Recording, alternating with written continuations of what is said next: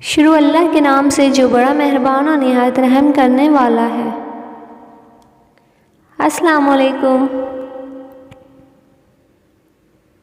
علی رضی اللہ تعالیٰ عنہ بیان کرتے ہیں، رسول اللہ صلی اللہ علیہ وسلم نے فرمایا، تم میں سے ہر ایک کی جہنم میں اور جنت میں جگہ لکھ دی گئی ہے۔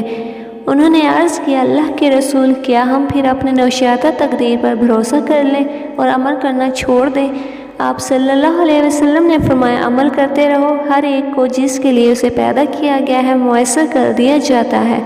جو شخص سعادت مندوں میں سے ہوگا تو اس کے لیے اہل سعادت کے عمل آسان کر دیے جائیں گے، اور جو شخص بد نصیبوں میں سے ہوا تو اس کے لیے بد نصیبی والے عمل آسان کر دیے جائیں گے۔ پھر آپ صلی اللہ علیہ وسلم نے یہ آیت تلاوت فرمائی، جس کسی نے اللہ کی راہ میں دیا اور ڈرتا رہا اور اچھی بات کی تصدیق کی تو ہم بہت جلد اس کے لیے نیکی کی راہ آسان کر دیں گے۔